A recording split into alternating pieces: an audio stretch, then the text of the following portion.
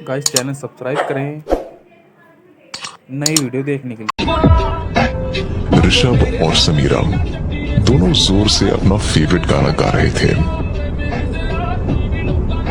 रात काफी हो चुकी थी और वो अपनी कार फुल स्पीड में दौड़ा रहे थे।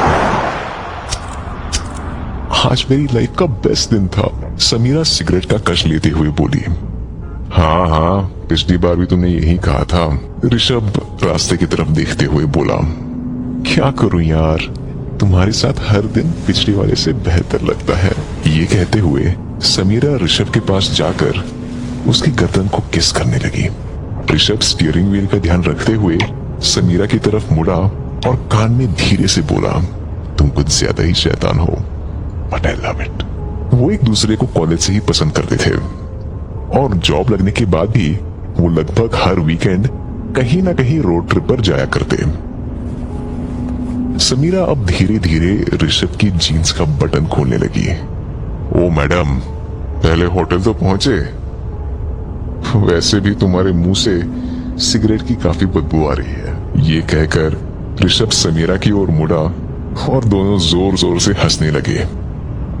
सामने देखते ही गाड़ी के रास्ते में एक बूढ़ी औरत नजर आई। ऋषभ ने पूरी ताकत लगाकर ब्रेक दबाया।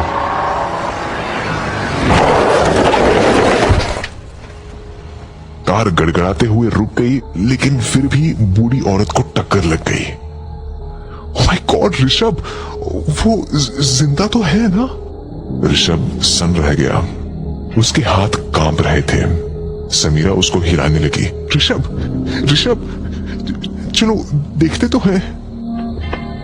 दोनों डरे डरे कार के बाहर निकले। ऋषभ सोच रहा था कि किसी ने भी उनको नहीं देखा। अगर वो यहां से निकल जाए तो किसी को पता भी नहीं लगेगा। इससे पहले कि वो समीरा को कुछ कहता, वो बूढ़ी औरत उठने की कोशिश करने लगी। शायद वो टक्कर उतनी जोर की नहीं थी। दोनों भागते हुए उसकी ओर बढ़े। आंटी जी माफ कीजिए, हमने आपको देखा नहीं। आप ठीक तो हो? बूढ़ी औरत ने जवाब दिया। हाँ बेटा, बस सर थोड़ा दर्द कर रहा है, क्या करें, थोड़ी उम्र हो गई है ना। ये बात सुनकर ऋषभ और समीरा की परेशानी शांत हुई। ऋषभ ने पूछा, क्या आप कहीं पास में रहते हो? आपको हम घर छोड़ दें? शुक्रिया बेटा, बड़ी मेहरबानी होगी। बस यहीं से कुछ 1-2 किलोमीटर दूर रहती हूँ। वो क्या है ना, रात को वॉकिंग करने की आदत है। पता नहीं क्यों मेरा ध्यान भटक गया था। कोई बात नहीं आंटी, हमें भी देखना चाहिए था। चलिए अब घर चलते हैं।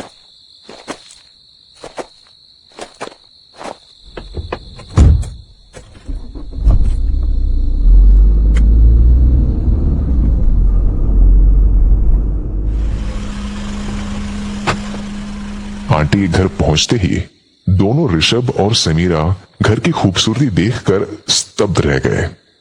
उनका घर एकदम पुराने जमाने की किसी हवेली जैसा था। कार से उतरते हुए आंटी कहती है, अंदर आओ ना, अंकल तुम दोनों से मिलकर बहुत खुश होंगे। उस पे ऋषभ कहता है, नहीं आंटी जी, हमें थोड़ी जल्दी है, हम बस यहाँ आपको छोड़ने आए। अरे कॉफी तो पी कर जाओ। आंटी के जिद करने पर दोनों आखिरकार उसके घर में आ गए। जितना घर बाहर से खूबसूरत था, अंदर से उतना ही आलीशान। यहाँ पर बस मैं और मेरे पति ही रहते हैं, और वो भी कुछ महीनों से बिस्तर पर बीमार पड़े हुए हैं। तुम दोनों बैठो, मैं अभी कॉफी ले आती हूँ। ऋषभ और समीरा बस कमरे को देखते रह गए। दीवारों पर खूबसूरत पेंटिंग्स, किताबों से भरा बुकशेल्फ। इतनी वीरान जगह पर ऐसा घर देखकर उनको थोड़ा अजीब लगा। आंटी तब तक कॉफी लेकर वापस आई। ये लो बेटा, ये कुकीज भी मैंने घर पर ही बनाई है। मैं बस अंकल को ले आती हूँ। थैंक्स आंटी जी, समीरा ने कप उठाते हुए कहा। कॉफी बहुत अच्छी बनी थी। उसे पीने के बाद दोनों को थोड़ा आराम महसूस हुआ। समीरा ये भी सोचने लगी कि रात को वो यहां पर भी ठहर सकते हैं। इससे पहले कि वो ऋषभ से कुछ कह पाती, वो बोला, समीरा, उसने कहा था कि अंकल कुछ महीनों से बेड रेस्ट पर है, तो उनको यहां लेकर कैसे आएगी? तभी अचानक सीढ़ियों के पास किसी चीज के गिरने की आवाज आई। देखने पर वहां उन्हें किसी का शरीर पड़ा मिला। आंटी ने सीढ़ियों से उतरते हुए कहा,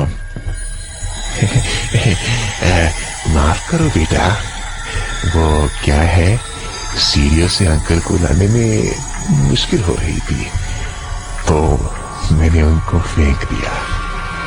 ऋषभ अंकल की ओर भागते हुए आंटी पर चिल्लाया, क्या आपका दिमाग खराब है? आपने इनको मार दिया है। समीरा वहीं सोफे के पास मदहोश सी खड़ी हुई थी। नहीं नहीं बेटा, मैं अपने पति को ही कुछ होने दूंगी क्या? ऋषभ चिल्लाया, समीरा ये अभी जिंदा है, जल्दी से पुलिस को फोन लगाओ। मगर समीरा वहीं के वहीं खोई हुई खड़ी रही। चिंता ना करो बेटा, वो अब कुछ नहीं कर पाएगी। आंटी अब उसके बिल्कुल सामने खड़ी थी। जैसे ही ऋषभ उठने लगा, उसे चक्कर आने लगे और कुछ 2 कदम चलते ही वो बेहोश हो गया। गिरते हुए उसे बस आंटी की खौफनाक मुस्कान दिखाई दी।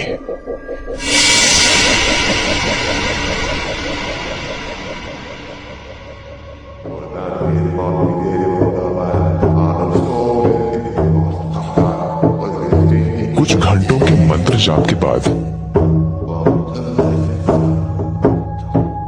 आंटी ऋषभ के शरीर के पास जाकर उसके चेहरे पर पानी छिड़कती है।